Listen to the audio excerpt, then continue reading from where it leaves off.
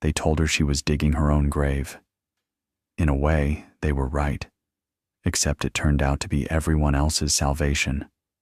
Montana Territory, autumn of 1887. The first time Clara Whitmore struck her pickaxe into the hillside behind the abandoned mining claim, her neighbor, Samuel Garrett, rode up on his horse and sat watching her for a full 10 minutes before speaking. "You know there's no gold in that hill," he finally said. "The prospectors checked it years ago. Nothing but clay and rock." Clara didn't stop swinging. "I'm not looking for gold." "Then what are you doing?" "Building a home." Garrett laughed, a sharp, dismissive sound that made Clara's golden retriever, Copper, raise his head and growl softly. "A home? In a hill? Ma'am, with respect, your husband left you that cabin not 200 yards from here. It's got 4 walls, a roof, and a fireplace. What more does a woman need?" Clara paused, wiping sweat from her forehead with the back of her hand. She looked at Garrett with eyes that had seen too much to care about the opinions of men who had seen too little. "My husband is dead, Mr. Garrett. The cabin he built has walls so thin I can hear the wind laughing at me through every crack. Last winter, I burned every stick of furniture we owned just to keep from freezing, and I still woke up with ice in my hair. This winter, I'm going to sleep warm, and I'm going to do it underground, where the cold can't reach me." Garrett shook his head slowly, the way men do when they've decided a woman has lost her mind and there's no point arguing. "Suit yourself, Mrs. Whitmore, but when that tunnel collapses on your head, don't expect anyone to dig you out." He rode away without looking back. Clara returned to her work. The pickaxe rose and fell. The hill slowly opened, and Copper sat watching, his tail brushing the autumn leaves, waiting for his human to build them a place where winter couldn't follow. Thomas Whitmore had died in April, 3 days after the spring thaw revealed his body at the bottom of the ravine where he'd fallen while checking trap lines in February. The search parties had given up after 2 weeks. The snow had been too deep, the terrain too treacherous, the odds too long. Clara had known he was dead by the end of the first week, had felt it in her bones the way you feel a change in the weather. But she'd kept a candle burning in the window until the melt came, and the truth came with it. The funeral had been brief. The sympathy had been briefer. By May, the townspeople had moved on to other concerns, and Clara had been left alone with a cabin that leaked, a dog that mourned, and a piece of land that nobody wanted because it was too far from water and too close to the mountains where the worst weather bred. She could have sold the claim and moved to town. She could have found work as a seamstress or a cook or a laundress, could have traded her independence for the security of walls that someone else maintained. The respectable widows did this. The sensible widows did this. Clara was tired of being sensible. She had grown up in a mining family in Cornwall, England, where her father and brothers had spent their lives crawling through tunnels carved into the earth. She had heard their stories around the dinner table, stories of underground chambers that stayed the same temperature year-round, cool in summer and warm in winter, protected from storms that raged helplessly above.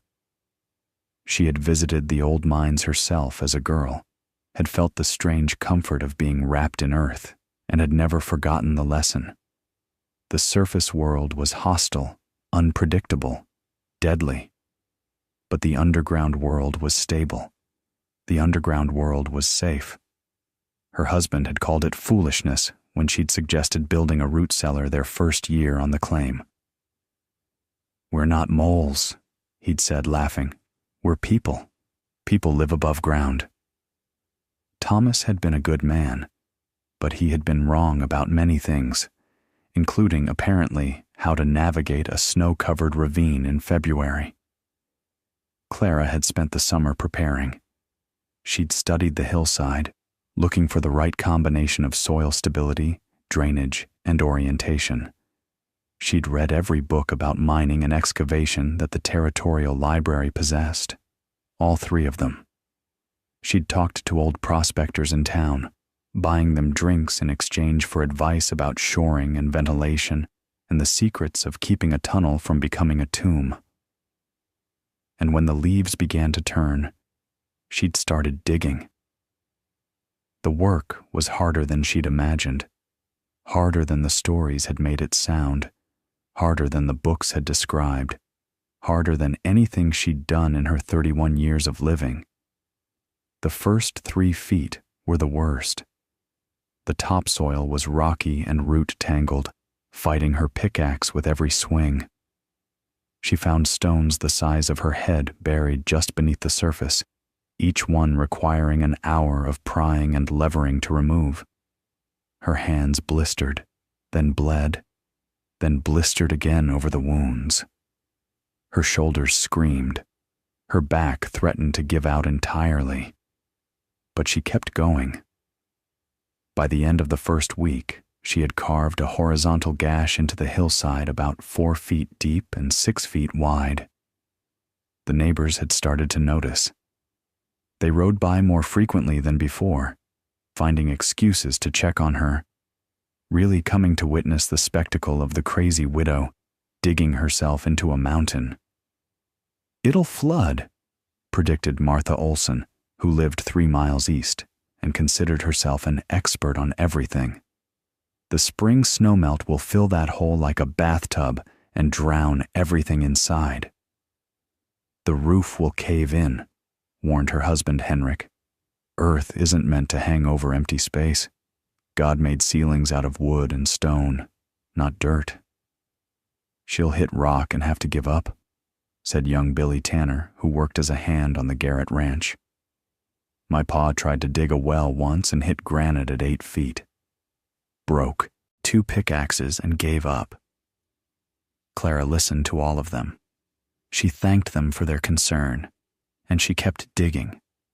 The second week brought different earth, dense clay that held its shape when she carved it, that didn't crumble or collapse, that smelled of ancient dampness and quiet patience. This was what she'd been hoping for. Clay was a tunnel builder's friend. It compressed under its own weight instead of falling, and it sealed against water better than any mortar. She began to shape the space more carefully now, not just excavating, but designing. The entrance tunnel she kept narrow, just wide enough for her shoulders, angled slightly upward from outside to inside, so water would drain out rather than pooling in. The main chamber she started to widen, carving an oval space that would eventually be 12 feet deep, 10 feet wide, and 7 feet tall at the center. The shoring came next. She'd traded 3 months of butter and eggs to the sawmill owner for a stack of pine logs, and she spent 4 days cutting them to length and fitting them into place. Vertical posts every 4 feet along the walls, horizontal beams across the ceiling, notched to lock into the posts. The frame created a skeleton that would hold even if the earth decided to settle.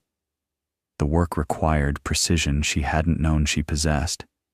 Each beam had to be cut to exactly the right length. Too short, and it wouldn't support anything. Too long, and it wouldn't fit into place.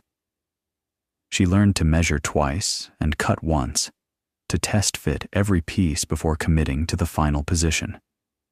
She learned the sound of wood under stress, the creak that meant a beam was bearing weight properly, and the groan that meant something was about to fail. She made mistakes. Of course, she made mistakes. She was learning as she went, teaching herself a trade that men spent years apprenticing to master. One of her early ceiling beams split along a hidden crack, dropping 6 inches before the neighboring beams caught the load. She replaced it the same day. working until her arms shook and her vision blurred, because a single weak point could bring down everything she'd built. But she learned from every mistake, and she didn't make the same one twice. Between the logs, she packed more clay, mixed with straw from the barn. This mixture, she'd learned about it from a book about ancient buildings, would dry into a surface almost as hard as brick, stabilizing the walls and creating a smooth interior that would be easy to keep clean. By the third week, she had a tunnel. October brought the first frost, and with it, a change in the town's attention. The Garrett Ranch lost 2 calves to an early cold snap, the animals freezing overnight in a pasture that should have been safe for another month. The Olson farm discovered their root cellar had flooded, rotting half their winter vegetable stores. Young Billy Tanner's father, still working on that well, struck water at last. But the water was brackish and undrinkable, contaminated by some underground mineral deposit that nobody had known existed. Meanwhile, Clara's tunnel remained dry, stable, and increasingly habitable. She had finished the main chamber and started on the fireplace, a stone structure built against the back wall, with a chimney that rose through the earth at an angle until it emerged from the hillside 20 feet above. The design was based on the old Cornish mine ventilation systems. The angled chimney would draw smoke out while preventing rain and snow from falling in. The fireplace itself was small, barely 2 feet wide, but in an enclosed underground space, even a small fire would generate more than enough heat. The townspeople stopped laughing and started watching. Samuel Garrett came by again in late October, this time without the smirk. He stood at the entrance of the tunnel. She'd framed it with timber now. A proper doorway, with a heavy oak door she'd salvaged from an abandoned homestead, and peered into the darkness within. "Can I see inside?" Clara handed him a lantern. "Mind your head at the entrance. It opens up once you're past the first few feet." He ducked through the doorway and disappeared. For a long moment, there was silence. Then his voice echoed back, muffled by earth. Good Lord. When he emerged, his expression had changed entirely. The dismissiveness was gone, replaced by something that looked almost like respect. "It's warm in there. Must be 15, 20 degrees warmer than out here." 55 degrees, Clara said. "The Earth maintains that temperature year-round at this depth. Cooler than a summer day, warmer than a winter night. It's physics, Mr. Garrett, not magic. You built a fireplace, underground. The chimney vents through the hillside. The smoke rises naturally. The angle prevents backdrafts. I could show you the diagrams if you're interested." Garrett stared at her as if seeing her for the first time. "Mrs. Whitmore, I owe you an apology. When you started this project, I thought..." "You thought I was crazy. You weren't alone." "I thought you were crazy," he admitted. "I was wrong. This is something else entirely." He rode away slowly, looking back twice before disappearing around the bend in the trail. Clara permitted herself a small smile. Then she went back inside to finish installing the wooden bed frame she'd been working on. November brought snow, and the snow brought visitors. First came Martha Olson, her earlier skepticism forgotten, asking if Clara might share the plans for her ventilation system. The Olson farmhouse chimney had collapsed under the weight of wet snow, and they were trying to rebuild before the real cold set in. Then came Henrik Olson, hat in hand, asking if Clara might be willing to sell some of her stockpiled firewood. Their own supply had gotten wet when the woodshed roof leaked, and wet wood burned poorly if it burned at all. Then came others, families from town who had heard about the underground shelter and wanted to see it for themselves. Clara gave tours when she had time, explaining the principles of earth insulation and thermal mass to anyone who would listen. Most nodded politely and left confused. A few asked intelligent questions and stayed to learn. Through it all, she continued improving her home. She laid plank flooring over packed earth, creating a clean surface that would be easy to sweep. She built shelves into the walls for storage. She hung bundles of pine branches from the ceiling beams, partly for the fresh scent, partly because the resin was mildly antiseptic and would help keep the air clean. She wove rugs from scraps of fabric and placed them strategically around the chamber, adding color and warmth to the earthen space. Copper had claimed his spot immediately, a worn blanket beside the fireplace, where he could watch both the flames and the tunnel entrance. He seemed to understand, in the way that dogs sometimes understand, that this place was special, that his human had built them something important. By December, the shelter was complete. Clara moved in on the winter solstice, the longest night of the year, and slept more peacefully than she had since Thomas died. The blizzard came on January 7th, 1888. It would later be called the schoolhouse blizzard, the children's blizzard, the storm that changed everything. It would kill hundreds of people across the northern territories, many of them children caught between school and home when the weather turned. It would freeze cattle in pastures, and travelers on roads, and families in houses that couldn't hold back the cold. Clara experienced none of this directly. She experienced it as sound, a howling that seemed to come from everywhere at once, a freight train roar that went on for hours and then days. She experienced it as pressure, the feeling of being wrapped in cotton while the world outside tried to tear itself apart. She experienced it as warmth, steady and unchanging, while her thermometer showed the temperature outside plunging to 40 below zero. She had supplies for a month. She had firewood stacked against one wall, seasoned pine and oak that burned clean and hot. She had water from a spring she'd tapped at the back of the chamber, where groundwater seeped through a crack in the rock and collected in a basin she'd carved for it. She had food, preserved meat and vegetables, dried beans and flour, salt and sugar and coffee.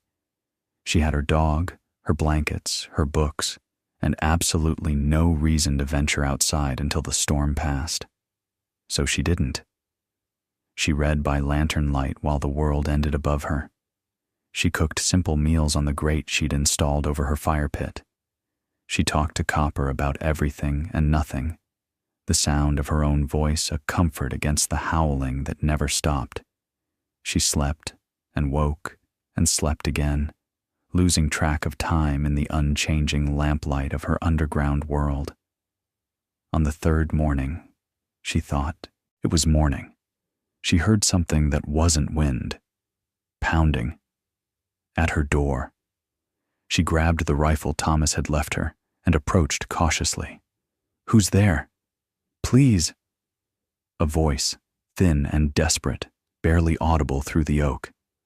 "Please, we saw the smoke from your chimney. Please let us in." Clara opened the door onto a nightmare.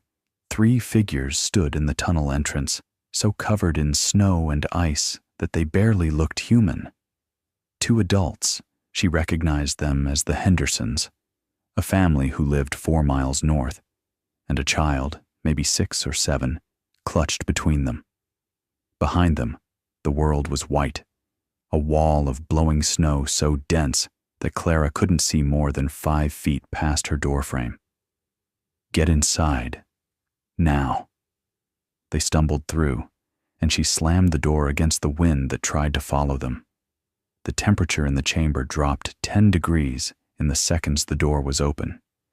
She could feel the cold trying to push its way in, a living force that wanted what she had. The Hendersons collapsed on her floor, shaking so violently they couldn't speak. The child, Their daughter Emma was silent and still, and for a terrible moment Clara thought she was dead. Then the girl's eyes opened, focusing slowly on the fire, and she made a sound that was half sob and half moan.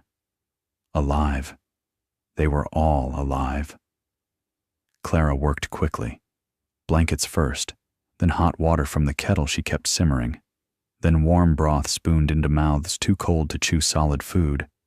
She stripped off their frozen outer clothes and replaced them with dry blankets, with quilts, with anything that would hold heat against skin that had nearly forgotten what warmth felt like. It took 6 hours before any of them could talk properly. "Our house," Mrs. Henderson whispered, her voice raw from cold and tears. The wind took the roof, just peeled it off like paper. The walls started falling after that. We had to run. "We saw your smoke," Mr. Henderson added. His fingers were white, the early stages of frostbite, but Clara thought they might recover if she kept them warm and elevated. "We didn't know where else to go. Everyone else is too far. We never would have made it." "How did you know about this place?" "Everyone knows about the crazy widow who dug herself into a mountain." He tried to smile, but the expression faltered. "Doesn't seem so crazy now." Clara looked at her small shelter, now crowded with 3 extra bodies and the accumulated terror of a night spent running through the apocalypse. "No," she said quietly. "I suppose it doesn't." The Hendersons were the first, but not the last. Over the next 2 days, while the storm continued to rage, 5 more people found their way to Clara's door. Young Billy Tanner, separated from a search party looking for lost cattle.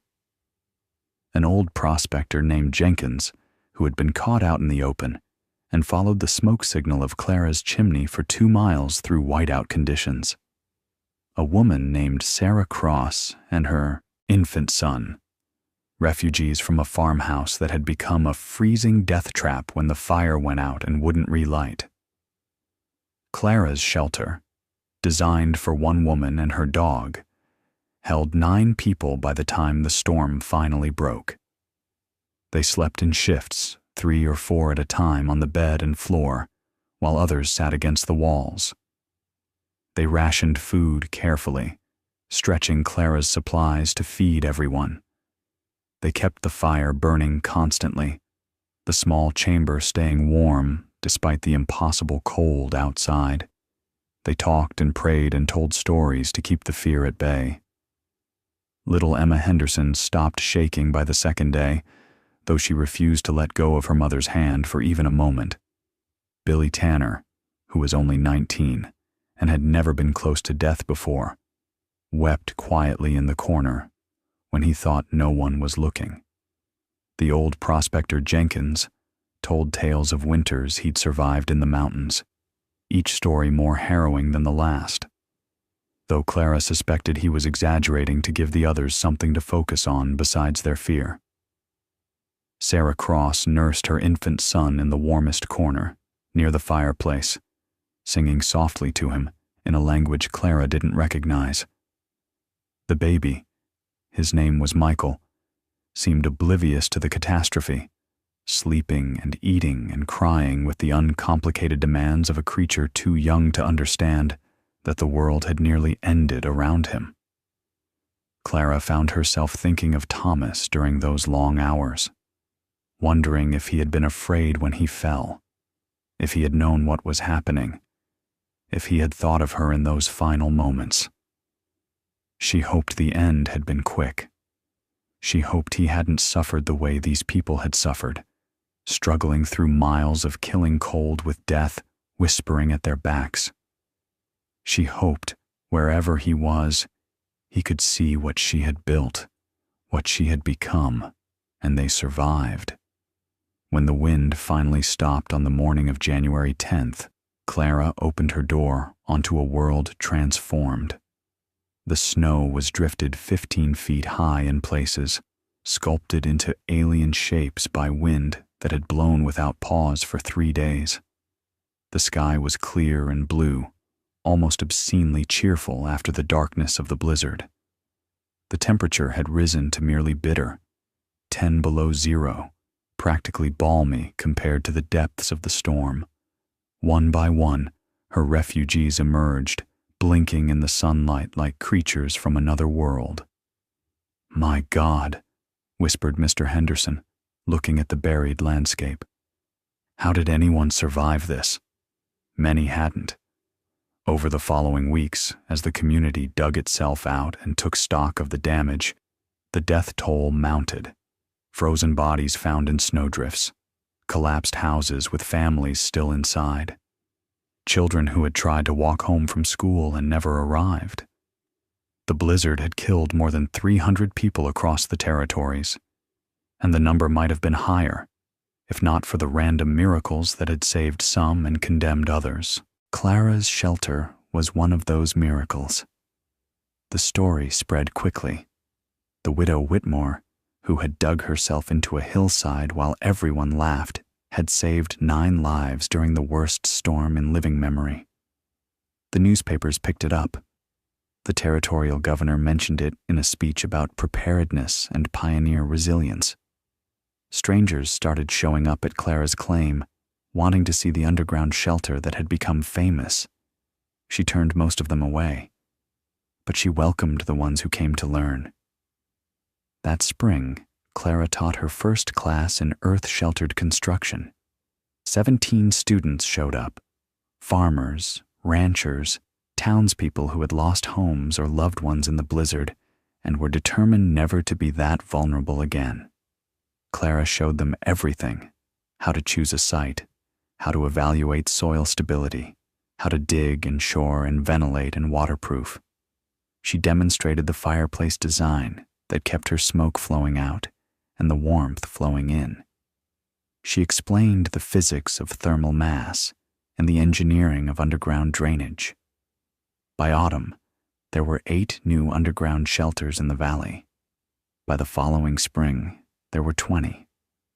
Within 5 years, the technique had spread across the northern territories, adapted and modified for different soils and climates, but always based on the same principles Clara had learned from her father's stories and refined through her own desperate necessity. Some builders improved on her design. A Swedish immigrant named Lindqvist developed a better ventilation system that prevented moisture buildup in humid conditions.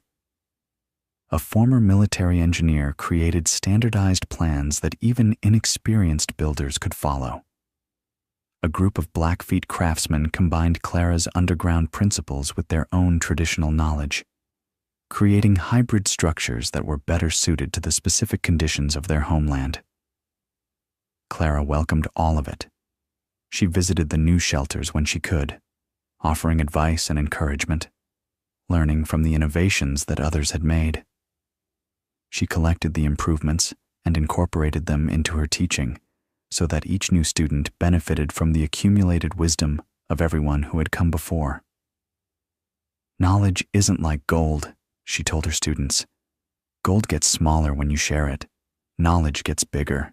Every person who learns from me and teaches someone else makes the whole community stronger." She never charged for the teaching. She accepted donations when people offered firewood, food, labor on projects she couldn't complete alone, but the knowledge itself she gave away freely. It seemed wrong to profit from survival, wrong to put a price on something that might mean the difference between life and death for someone else's family. "You could be rich," Samuel Garrett told her once, years later, when the underground shelters had become a common feature of the landscape and Clara's name was known throughout the territory. "You could have patented the design, charged licensing fees, built an empire." Clara was sitting at the entrance of her shelter, watching the sunset paint the mountains gold while copper, old now, gray around the muzzle, but still loyal, dozed at her feet. "I'm already rich," she said. "I have a home that keeps me warm. I have work that matters. I have a dog who loves me and neighbors who respect me. What else does a woman need? Garrett had no answer for that. Clara Whitmore lived in her underground shelter for another 37 years, until her death in the winter of 1924 at the age of 68. She died in her sleep, in the bed she had built with her own hands, in the room she had carved from a hillside, while everyone told her she was crazy.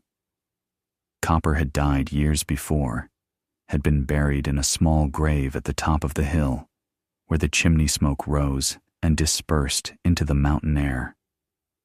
Clara had gotten other dogs since, had loved them and lost them and loved them again. But Copper had been special. Copper had been there at the beginning, had watched her dig the first shovelful of dirt, had been the first to sleep warm in the shelter that would save so many lives. She was buried beside him, at her own request. The grave marker was simple: Clara Whitmore, 1856-1924. She dug deep and found warmth. The shelter still stands today, maintained by the Historical Society as an example of pioneer ingenuity. Visitors can walk through the entrance tunnel, duck through the timber-frame doorway, and stand in the oval chamber where 9 people survived the worst blizzard in territorial history. The fireplace still works. The spring still seeps through its crack in the rock. The earthen walls still hold the steady 55-degree temperature that Clara discovered more than a century ago. The guides tell her story to every group that passes through. They explain the physics and the engineering, the history and the tragedy. The woman who was mocked for digging a hole and ended up saving a community. But the part of the story that resonates most, the part that visitors remember long after they've forgotten the technical details, is simpler than physics or engineering. It's about a woman who lost everything and decided to build something new. A woman who faced an impossible winter and carved out a space where impossible didn't apply. A woman who listened to her own wisdom when everyone else's wisdom had failed. They told her she was digging her own grave. They told her she was crazy, foolish, wasting her time on a fantasy that would collapse around her. She kept digging anyway. And when the storm came, the storm that killed hundreds, that buried houses and froze cattle and turned the prairie into a frozen hell, she was warm. She was safe. She was alive. And so were the 9 people who found their way to her door, drawn by the smoke from a chimney that rose from a hillside, the only sign of life in a world that had surrendered to the cold. Some lessons take a long time to learn. Some people never learn them at all. But Clara knew. Clara had always known. The surface world is hostile, unpredictable, deadly. But dig deep enough and you find something else. You find warmth. You find shelter. You find home. All you have to do is keep swinging.